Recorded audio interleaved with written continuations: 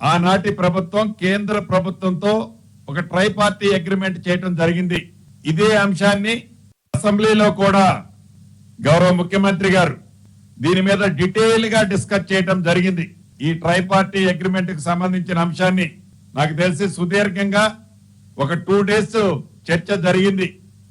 ఆనాడు ఈ ట్రైపార్టీ ఎవరెవరా అంటే ministry of power, government of India, government of Telangana, south power distributary committee of Telangana, company of Telangana, southern power distribution company of Telangana, ఇలా ముగ్గురు కలిసి ఒక ట్రైపార్టీ అగ్రిమెంట్ 2017 జనవరి నాడు చేసుకోవడం జరిగింది. దీంట్లో అనేక అంశాలు ఆనాడు ఈ ట్రైపార్టీ అగ్రిమెంట్ లో పొందుపరచడం జరిగింది. దీన్ని అసెంబ్లీ సాక్షిగా ఆనాడు గౌరవ ముఖ్యమంత్రి గారు ప్రస్తావించడం జరిగింది.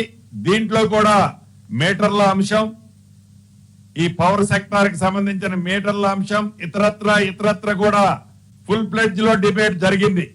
దానికి సంబంధించి దేశవ్యాప్తంగా ఉన్న అన్ని రాష్ట్రాలు ఈ పవర్ సెక్టార్ ని ఇంప్రూవ్ చేయడం కోసం కేంద్ర ప్రభుత్వంలో ఈ ఆర్డిఎస్ఎస్ లో జాయిన్ అయ్యాయి.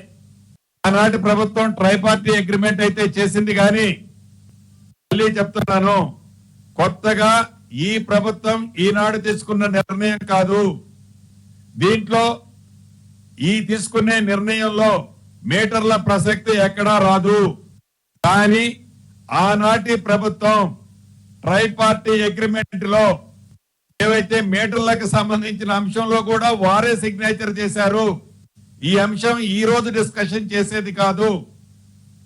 ఈ ప్రభుత్వం ఏర్పడిన తర్వాత అసెంబ్లీ సాక్షిగా ఇన్ డీటెయిల్ గా గౌరవ ముఖ్యమంత్రి గారు, ఈ విద్యుత్ శాఖ మంత్రి గారు కూడా 2 days పైగా అసెంబ్లీలో ఈ సబ్జెక్ట్ మీద డిస్కషన్ చేయడం జరిగింది. మెరుగైన విద్యుత్తుని సప్లై చేయటం కోసం ఈరోజు ఈ నిర్ణయం కూడా కేబినెట్ లో తీసుకోవటం జరిగిందని మీ ద్వారా రాష్ట్ర ప్రజలకు కూడా తెలియజేస్తున్నా. మీటర్ ధర కలిపి మన మీదనే వేసి మళ్ళీ అది కూడా 2 ఏళ్లలోనే సాఫ్ చేసేయాలి. ₹1 అదనంగా ప్రభుత్వం నుంచి ఇచ్చే పని లేకుండా మొత్తం వినియోగదారుల మీదనే వేసి సమానం చేసి అప్పుడు అదానికి అప్పచెప్పాలి. దానికి ఇంకొక కథ కూడా తెచ్చారు. తమ ఈ రైతులు ఇంటట్లేరు, ఈ రైతులతో పెట్టుకుంటే బాగలేదని చెప్పి ఇంకో 3వ డిస్కమ్ తయారు చేస్తున్నామని చెప్పారు. ఇప్పుడు దాకా తెలంగాణ 2 డిస్కమ్లతో పనిచేస్తుంది. అటు నార్దర్న్ డిస్ట్రిబ్యూషన్ కంపెనీ, ఇటు సదరన్ డిస్ట్రిబ్యూషన్ కంపెనీ. అటు ఆదిలాబాద్, నిజామాబాద్, మెదక్, వరంగల్, ఖమ్మం ఏమో నార్దర్న్ కింద ఉంది. హైదరాబాద్, రంగారెడ్డి, మహబూబ్నగర్, నల్గొండ ఇవి సదరన్ కింద ఉన్నాయి. కానీ ఈ రెండింటిని కాదని ఇంకో 3వ డిస్కమ్ తయారు చేస్తున్నారు. దేని కొరకు 3వ డిస్కమ్ అని అంటే ఇక్కడ ఈ కథ దానికి లింక్ అయ్యింది. ఈ 3వ డిస్కమ్ను అచ్చం రైతులకు ఇచ్చే కనెక్షన్స్ ఏదైతే ఉన్నాయో, రైతులకు పవర్ సప్లై చేసే లైన్స్ ఏవైతే ఉన్నాయో వాటన్నిటిని కలిపి 33/11 kV సబ్స్టేషన్లు అన్నింటినీ కలిపి 3rd డిస్కమ్ చేసి దాన్ని మాత్రం పక్కన పెడతాం, దాని సంగతి తర్వాత. కానీ మొట్టమొదటి మాత్రం వీళ్ళని అప్పచెప్పు, మా చేతికి అప్పచెప్పు అని చెప్పి అదాని చేసే ఒత్తిడితోని మోడీ గారు మొన్న పిలిచి కనుగొట్టడంతో జరుగుతున్న దుర్మార్గం ఇది. తెలంగాణ ప్రజల్ని నట్టేట ముంచి తెలంగాణ రైతాంగాన్ని, తెలంగాణ విద్యుత్ వినియోగదారులందరినీ కూడా చీకట్లోకి నెట్టే అతిపెద్ద కుట్ర. ఉత్తరప్రదేశ్లోనేమో స్మార్ట్ మీటర్లు వద్దు, తప్పు అని చెప్పి ఉద్యమం చేస్తూ, తెలంగాణలో మేము అదే స్మార్ట్ మీటర్లను తెస్తాం, ఉత్తరప్రదేశ్లో పీకేసినాయి తెచ్చి ఈడ పెడతాము అని అంటే ఇది ఏమన్నట్టు? కాంగ్రెస్ పార్టీ జాతీయ పార్టీనా, లేదా అది ఊరికొక తీరు పార్టీనా? విద్యుత్ పైన కాంగ్రెస్ పార్టీకి మొత్తానికి ఒక విధానం ఉండాలి కదా. రాహుల్ గాంధీ గారికి ఉత్తరప్రదేశ్లో ఏం మాట్లాడుతున్నాడో ఇక్కడ ఇండియాలో, తెలంగాణలో కూడా అదే మాట్లాడాలి కదా.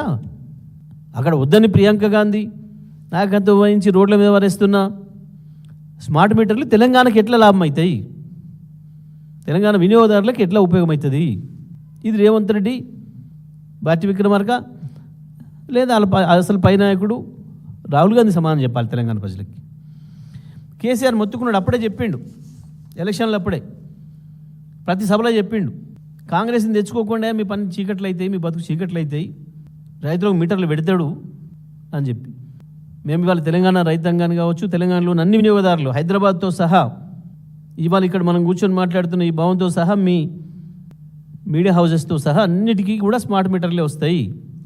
ఉన్నట్టుగా ఇప్పుడున్న పాత మీటర్లను పీకి అవతల వారేసి 6-7 వేల రూపాయలు మనం ఎత్తినేసి కొత్త మీటర్లు తీసుకొచ్చి పెట్టి ఇవాళ వసూలు చేయరు మనకాడ.